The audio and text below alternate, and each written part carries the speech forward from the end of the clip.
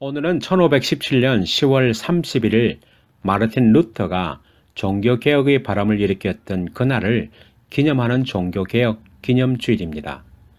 그것도 500주년을 맞이합니다. 오늘 그 개혁의 정신을 이어가자는 취지에서 말씀을 드리려고 합니다. 은혜가 있기를 바랍니다. 우리가 인생을 살아가면서 수많은 사고를 보기도 하고 경험하기도 합니다. 그 중에 가장 큰 원인이 내가 많이 알고 있다는 자만심과 교만에서 비롯되는 것이라 할 수가 있을 것입니다. 안다는 것이 실수를 초래하게 되고 그것으로 수많은 사람이 생명을 잃어버리게 하는 일도 발생하게 됩니다. 다시 말하면 우리가 인생을 살아가면서 나름대로 생각과 자신의 경험을 중요시 여기면서 자신 있게 살아가지만 어쩌면 그 생각과 경험 때문에 나뿐만이 아니라 주위의 많은 사람들에게도 악영향을 미칠 수 있는 것입니다. 그 쉬운 예로 교통사고의 예가 그렇습니다. 운전을 잘하고 그 길을 잘 안다고 해서 폭우가 쏟아지는 도로를 평상시의 속도로 갈 수는 없을 것입니다. 그래서 눈과 비가 내리는 날씨에는 보통의 속도보다 줄여야 합니다. 이게 상식이며 정상적이며 바르게 운전하는 것입니다. 그러나 바쁘다는 핑계로 혹은 자신의 경험을 믿고 속도를 줄이지 않고 가다가 사고를 맞이하게 됩니다. 운전 벨트를 착용하였더라도 아무리 크고 좋고 안전성이 있는 차라도 큰 사고로 이어지게 되며 상대방과 건물에 피해를 주는 것입니다. 신앙생활에도 역시 그렇습니다. 신앙생활을 하면서 끊임없이 스스로에게 질문해야 합니다. 주님은 이 상황에서 어떻게 생각하실까? 성경에는 무엇이라고 말씀하고 있는가를 생각하지 않고 내가 그동안 믿어온 방식대로 내가 아는 대로 하다가는 엉뚱한 곳으로 가게 되고 결국은 엉뚱한 곳에 처참한 모습으로 변할 수 있다는 것입니다. 루터가 종교개혁을 했을 당시도 그러했습니다. 당시 교황을 중심한 로마 가톨릭 교회와 지도자들은 누구보다도 하나님을 잘 안다고 믿었으며 하나님의 일을 하고 자기들이 행하는 모든 일은 하나님의 뜻이라고 교회를 이끌었습니다. 그것 중에 우리들에게 알려진 것 중에 큰 문제 2가지 예를 말씀드리면 이태리 로마에 있는 베드로 성당을 짓기 위한 기금을 마련하기 위해 그들은 면죄부를 발행했습니다. 이 면죄부 증서를 사면 어떤 죄라도 사함받아 연옥에 들어가게 된다는 것을 판매하였습니다. 그리고 교황 무호설입니다. 교황이 선포하는 말에는 죄가 성립되지 않는다는 그러한 예가 있습니다. 하지만 독일 비텐베르크 대학에서 신학 박사학위를 받고 천주교 사제로 신부로 그 대학의 교수로 사역하였던 마르틴 루터의 눈에는 그 모든 것이 하나님의 뜻으로 보이지 않았습니다. 루터는 로마서를 가르치면서 그 사실을 명확하게 깨닫게 됩니다. 오늘 본문인 16절과 17절은 마르틴 루터가 로마서를 읽고 가르치면서 결정적인 깨달음을 얻은 구절입니다. 16절을 보시게 되면 내가 복음을 부끄러워하지 아니하노니 이 복음은 모든 믿는 자에게 주시는 하나님의 능력이 됨이라 먼저는 유대인에게요 그리고 헬라인에게로다. 여기에서 내가 복음을 부끄러워하지 아니하노니 라는 말은 시대적 상황을 반영한 말씀입니다. 그 당시 예수 믿는다는 이유 하나만으로 박해의 대상이었으며 자신의 목숨을 바쳐야 했으며 가족 전체가 죽임을 당하기도 하였습니다. 그래서 믿지 않는 사람들에게는 그들이 조롱의 대상이었으며 언제나 수치스러운 것이었습니다. 그러나 사도 바울은 복음을 전하면서 그 십자가의 복음이 부끄러운 것이 아니라 너무나 자랑스러운 것이라고 표현한 것입니다. 십자가의 복음이 자랑스러운 이유는 이 복음은 유대인에게도 헬라인에게도 믿기만 하면 구원을 받을 수 있기 때문이라는 것입니다. 오늘 우리들도 이 사실을 의심하지 마시기 바랍니다. 누구라도 예수 그리스도의 복음을 믿으면 구원 받으시는 줄 확신할 수 있기를 바랍니다. 그리고 17절을 보시겠습니다. 복음에는 하나님의 의가 나타나서 믿음으로 믿음에 이르게 하나니 기록된 바 오직 의인은 믿음으로 말미암아 살리라 함과 같으니라. 이 말씀에서 의인은 누구를 말씀합니까? 하나님이 의롭다고 인정하시는 사람을 의인이라 합니다. 곧 예수 그리스도를 믿는 우리 성도를 말씀하시는 것입니다. 우리가 아는 상식으로는 완전한 의인은 없습니다. 아무리 사람이 착한 선행과 공로를 많이 하였다 하더라도 온전하고 완전한 의인은 아닙니다. 그 속에 무슨 죄악된 생각을 가지고 있는지 모릅니다. 우리가 모르는 악한 행동을 얼마나 저지르는지도 모르는 것입니다. 착하게 살려고 노력하며 살 수는 있습니다. 그러나 의인은 없습니다. 그 예로 어금니 아빠라고 불리워졌던 이 영학씨. 그는 맨 처음 언론 보도에서는 착하고 불쌍한 난치병 환자이며 부생애가 가득한 아빠라고 매스컴을 통하여 동정심을 받았습니다. 그런 그의 실체가 국민 모두를 경악해 하는 추악한 살인마이며 성폭행자이며 사이코패스라는 반사회성 인격 장애자였습니다. 의인은 없는 것입니다. 그러나 하나님이 인정한 의인은 있습니다. 그것은 그리스도인을 말합니다. 예수 그리스도를 믿고 살아가는 사람입니다. 이러한 사람이 의인이다라고 말합니다. 여기에서 이신칭의 교리가 나오는 것입니다.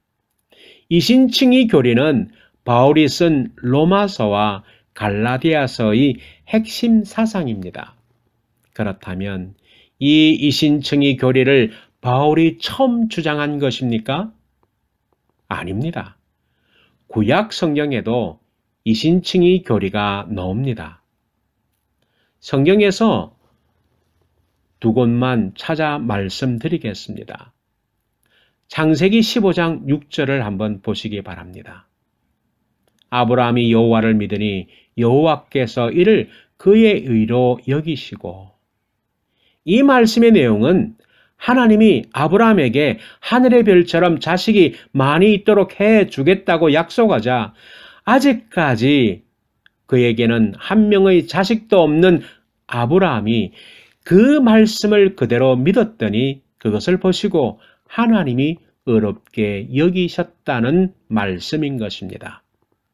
또 한 구절은 하박국 2장 3절입니다.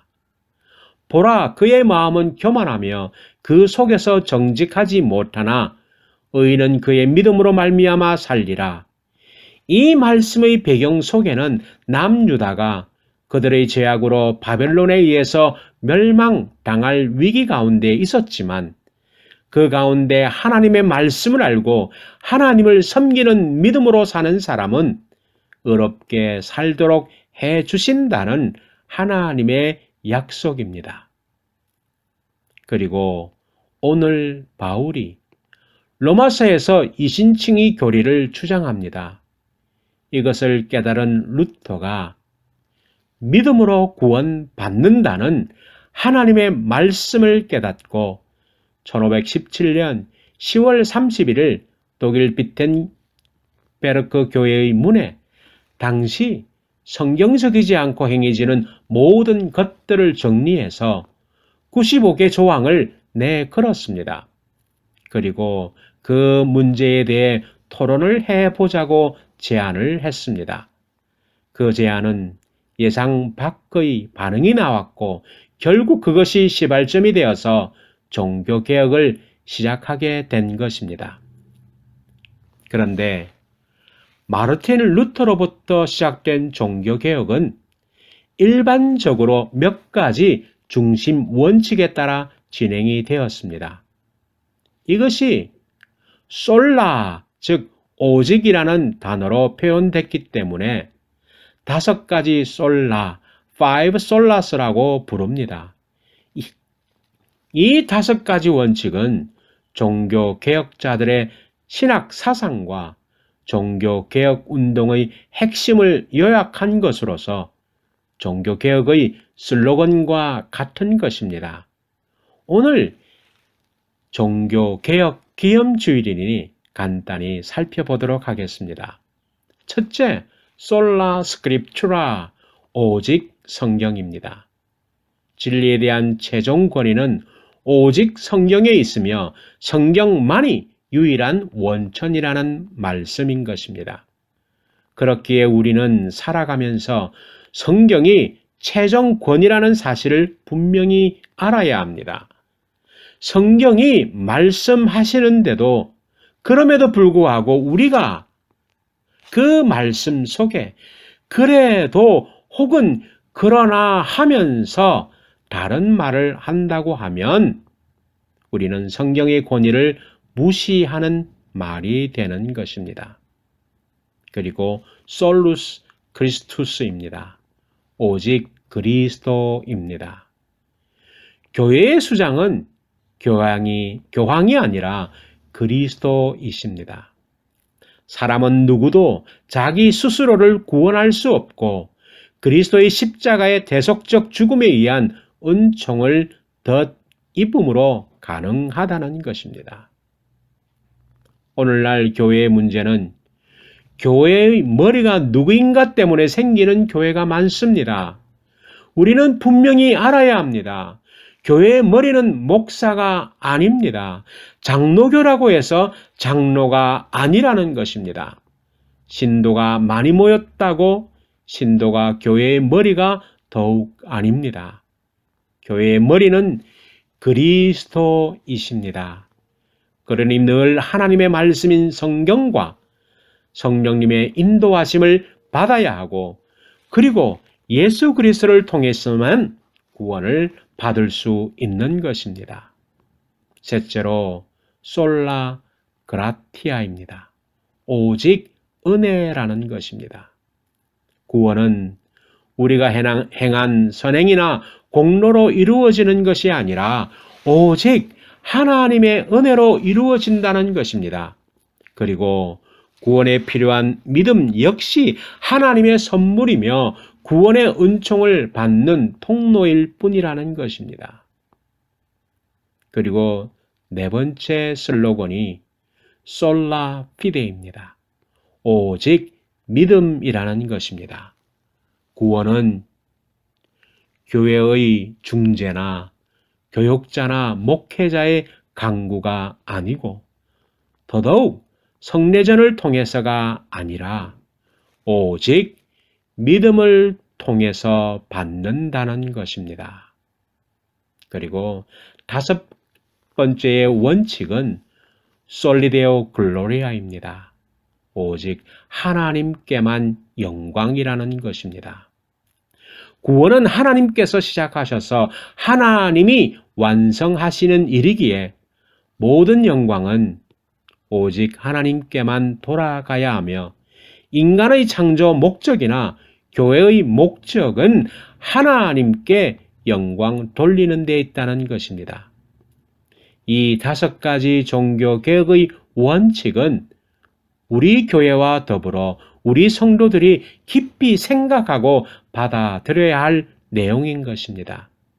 그리고 오늘 우리는 종교개혁주의를 맞아서 하나님께서 우리에게 주시는 중요한 메시지를 들어야 합니다. 그 메시지는 바로 복음인 것입니다. 그 복음을 믿고 우리는 구원을 이루어가는 것입니다. 이것을 저는 세 가지로 한번 생각해 보고자 합니다. 첫째는 복음을 통해서 자기 자신을 되돌아보아야 합니다. 우리가 받은 복음의 힘은 과거에 얽매였던 교만이나 탐욕이나 부정이나 불이나 우상 숭배 등이나 이러한 것들이 하나님과의 관계를 왜곡시키고 단절하게 만들었던 이전의 모든 삶의 태도를 돌이켜서 하나님께로 돌아오게 합니다. 그렇기에 복음을 통해서 자기 자신을 깨닫기를 원합니다. 오늘날 교회의 문제는 목회로부터 시작되었다는 것을 인정하는 추세입니다. 저 역시 그렇게 생각합니다. 목회자의 성이나 목회자의 가정이나 명예욕, 정치 욕심 등 잘못된 것을 바로 잡자는 취지로 교단마다 목회자 윤리 지침서를 만들고 정화 운동을 진행하고 있다고 합니다. 오늘 저녁 우리 교회가 소속된 교단인 대양주 예수교 장로회 호주노회는 종교개혁 500주년을 맞이하여 신학 포럼을 가집니다. 종교개혁의 그 정신을 새기고 잘못된 것을 회개하고 교민사회와 교민교회에 하나님이 원하시는 것을 바로 알아 목회자가 먼저 깨닫고 실천하자는 것입니다. 사실 그렇습니다. 어느 시대의 문제의 중심부에는 지도자들 때문입니다. 마땅히 지도자는 자신을 돌아보아야 합니다. 그 다음에는 성도 개개인도 복음에 비추어서 자신이 어떻게 살아가고 있는지 자기 성찰이 필요합니다. 말씀으로 자신을 비추어 볼 때 자신의 추한 부분이 드러나게 되어 있습니다. 그리고 추한 부분이 보여야 바르게 잡을 수 있는 것입니다. 둘째 메시지는 복음은 곧 하나님과 나와의 바른 관계의 회복을 줍니다. 오늘 우리들은 나름대로 신앙생활을 하고 있지만 특별히 하나님과의 관계를 회복하는 일에 전념해야 합니다. 신앙은 모태에서부터 듣고 자랐다고 온전한 신앙인이 되는 것 아닙니다. 인격적인 예수님을 만나야 합니다. 나의 주로 고백되어지고 내 삶을 온전히 드릴 수 있어야 합니다. 신앙인은 결코 철새가 아닙니다. 지금은 고인이 되셨지만 저의 아버지인 김재성 장로님은 제게 많은 것을 몸소 보여주셨고 가르치셨습니다. 아버지는 6.25 피난 후 부산 영도에서 가정을 이루시고 영도중앙교회에서 신앙생활을 하셨습니다. 특히 아버지의 사업터는 서울이셨습니다. 영음사라는 출판업을 시작하셨는데 지난번에 말씀드린 박윤선 박사의 주석집과 여러 신앙집을 출판하셨습니다. 가족 모두가 서울로 이사를 가셔서도 되셨겠지만 한번 선택한 교회를 내쫓아고 함부로 떠나는 것은 아니다라고 말씀하셨습니다. 주일을 거르는 일 없이 매주 서울에서 기차를 타고 부산에 내려오셨습니다. 외국에 나가시는 일과 병으로 누워 계시는 일 외에는 섬기는 교회에서 예배와 봉사에 헌신하셨습니다. 종래에는 성암사라는 새 이름으로 출판업을 부산으로 사업체를 옮기시기도 하셨습니다. 섬기는 교회를 자신의 개인적인 이유로 떠나시기를 거부하시고 한 교회에서 40여 년을 섬기셨고 여러 명의 목사가 바뀌는 과정에서도 흔들림 없이 교회를 섬기셨으며 장로로서 은퇴하셨습니다. 이것이 제가 듣고 본 제 아버지의 모습입니다. 이러한 모습이 제게는 자랑스러운 모습으로 남아 있습니다. 교회가 이단 사비의 문제가 아니라면 스스로 정한 교회 함부로 버리고 떠나는 것 아닙니다. 그리고 재직으로 임명받으셨다면 목사와 대화하고 바른 것을 함께 잡아가는 것이 아름다운 신앙 공동체의 모습인 것입니다. 아무 말 하지 않고 제 뜻대로 되지 않는다고 흠집을 내고 상처를 주는 행위는 결코 바른 것이 아닙니다.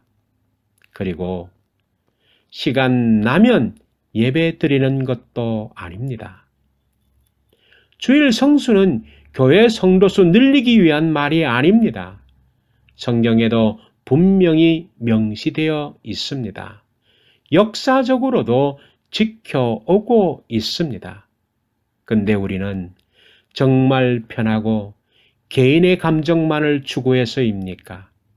할 수 있음에도 불구하고 현실에 스스로 굴복하는 우리의 신앙의 현주소를 보고 깨닫고 바꾸고 승리하는 삶을 살아야 하겠습니다. 형식적인 신앙생활을 버리십시다. 하나님을 온전히 만나시고 말씀 교육을 통한 참다운 신앙이 바르게 회복되고 정착되고 성장되어야 합니다. 하나님과의 관계를 나름대로 하고 있다고는 하지만 예배 드려도 감격도 없고 기도 드려도 응답도 없다 하고 찬양해도 기쁨도 없는 분들이 있습니다. 만약 하나님과 그런 관계라면 복음으로 그 관계를 깨트리고 회복할 수 있기를 바랍니다. 마지막 셋째입니다. 우리에게 변화와 개혁이 필요합니다. 복음은 바로 우리에게 변화와 개혁을 요구하고 있습니다. 사실 이 부분이 우리들에게 제일 힘들 수 있습니다. 머리로서 깨닫고 가슴으로 느끼고 몸으로 사는 단계까지 와야 하지만 그렇게 되기가 쉽지 않습니다. 말씀으로서는 우리의 머리가 깨닫게 됩니다. 그리고 우리의 가슴으로 감동도 느끼게 됩니다. 그러나 몸으로 행동하지 못하고 있습니다. 오늘날 우리 한국교회나 이민교회가 세상으로부터 욕을 얻어먹는 것은 세 번째 단계가 아니겠습니까? 기독교인이라고 하면서 정작 사는 모습을 보면 기독교인의 냄새가 나지 않더라는 것입니다. 하나님은 우리의 몸으로 성도답게 살아가기를 바라십니다. 구체적으로 어떻게 하면 되겠습니까? 그것은 자신의 삶의 자리에서 최선을 다해서 살면서 그 삶의 자리에서 하나님께 영광을 돌리는 것입니다. 예를 들면 저는 목회자입니다.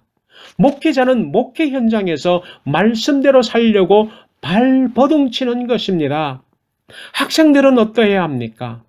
공부하는 일이 하나님이 주신 성직인 줄 알고 거기에 최선을 다해야 합니다. 그리고 그 학생의 자리에서 말씀으로 개혁하면서 살아가야 합니다. 직장인들이나 사업하시는 분들은 어떻습니까? 바로 그곳이 하나님이 보내신 선교지인 줄 알고 최선을 다해 주어진 일을 감당하시면 됩니다. 그렇게만 되면 우리의 삶의 자리가 개혁하는 자리가 되는 것입니다. 하나님은 우리의 삶의 자리에서 최선을 다해서 살아가면서 개혁하면서 살기를 원하십니다. 사랑하는 뉴카슬 열린 교회 교우 여러분, 이제 말씀을 정리해 보십시다. 오늘 신앙인의 문제는 주님의 뜻을 묻지 않고 내 관점으로, 내 경험으로 막연하게 하고 있다는 것입니다. 이제 다시 개혁의 정신으로 돌아가야 합니다. 그래서 하나님이 오늘 나에게 바라시는 것이 무엇인지, 성경은 어떻게 말씀하고 있는지를 바르게 알아서 하나님과의 바른 관계를 회복하며 변화와 개혁을 이루어 가시는 우리 모두가 되시기를 주님의 이름으로 축원합니다.